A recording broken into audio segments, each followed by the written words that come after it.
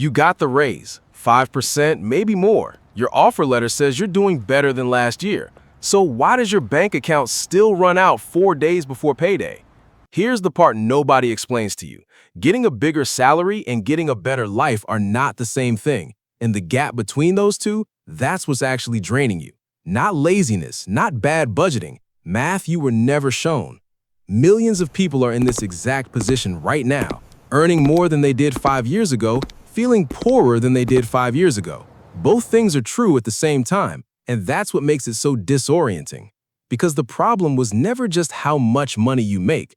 The real problem is what your money can actually buy once it lands in your account.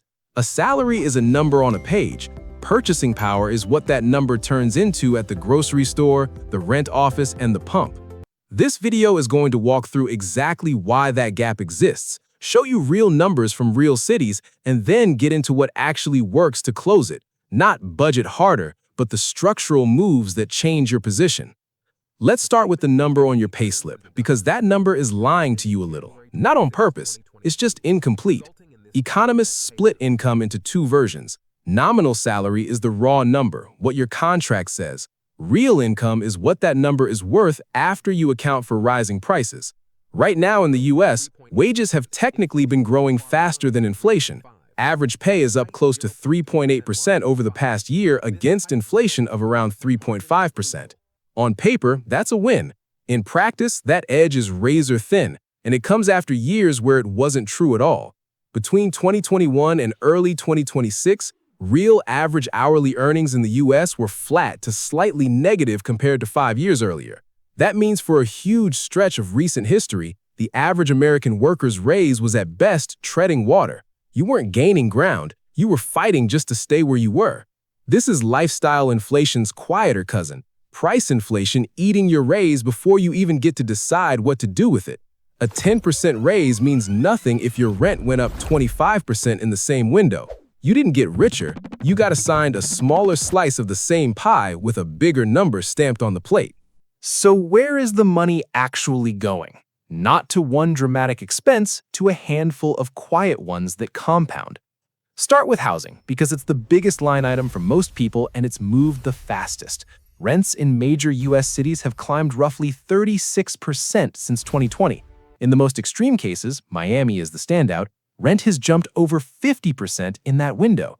Nationally, one-bedroom rents in the 50 biggest cities rose about 41% between 2020 and 2025. Since 2019, rents have grown roughly 1.5 times faster than wages on average. Then stack food, transportation, healthcare, insurance, and the subscriptions you forgot you're paying for. None of these individually look dangerous. A $100 jump in monthly expenses barely registers when it happens. But run the math forward, $100 a month is $1,200 a year, gone with nothing to show for it. Do that across 4 or 5 categories at once, and you've quietly erased the entire raise you were celebrating 3 minutes ago. This is the part people miss. It's not one big hit, it's 5 small leaks in the same boat. And by the time you notice the boat is lower in the water, you've been bailing for 2 years without knowing it. Why some people earn less but live better. Here's where it gets interesting, because not everyone is losing this fight the same way. Where you live changes the entire equation, sometimes more than how much you earn. Someone in a lower cost of living city working remote or local can outsave someone earning significantly more in an expensive metro, because rents alone can eat 40, 50, sometimes 60% of income in the priciest cities, versus a fraction of that somewhere else. Remote work broke the old rule that said you had to live where the highest salaries were. Now you can often earn a mid-tier salary while paying small city costs, and that combination beats a big salary in the big cost city almost every time. This is the real insight buried in all of this. The best salary isn't the biggest number, it's the salary that leaves the most left over after the bills clear. A $55,000 salary in a $1,200 rent city can outperform a $90,000 salary in a $3,000 rent city, once you actually run the numbers on what's left at the end of the month. Let's make this concrete with 2 people, same industry, same experience level, different zip code. Person A earns $70,000 in an expensive coastal city. Rent alone runs close to $2,600 a month for a modest one-bedroom. That's over $31,000 a year before a single bill, meal, or commute cost is factored in. After taxes, rent, and basic living costs, Person A is left with a few $100s a month to save if the month goes well.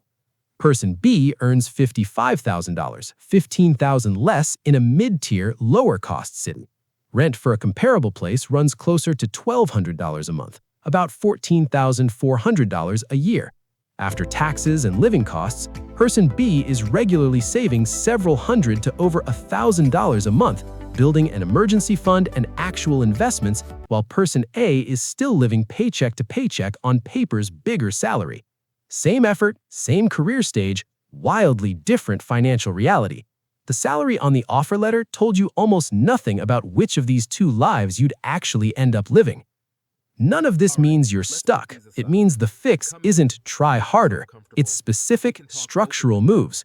First, skills that are actually in short supply get paid disproportionately more, and that gap is widening. Investing in a skill that's scarce moves your salary faster than years of tenure alone ever will. Second, negotiate on facts, not hope. Bring market data to the table. Companies budget for raises they expect you to ask for. If you don't ask, that money doesn't disappear, it just doesn't go to you. Third, treat location as a financial decision, not just a lifestyle one.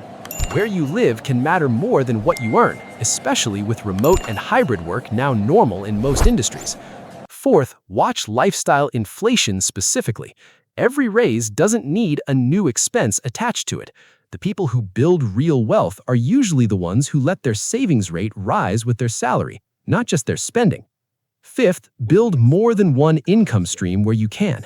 One employer controlling 100% of your income is a fragile position, no matter how much that one paycheck says. And finally, track your actual spending for one real month. Not a guess, actual numbers. Most people can't tell you where 15–20% of their income goes until they write it down. And that 15–20% is usually where the leak is. So, here's the real question. And it's not the one your payslip answers. It's not how much money you earn. It's how much life that money can actually buy once rent, food, and inflation have taken their cut. Your salary is one input. Your city, your spending structure, and your skills are the rest of the equation. And those are things you can actually move. So tell me, what city do you think gives the best salary-to-cost balance right now? And which country should we break down like this next? Drop it below. I'm building the next one from your answers.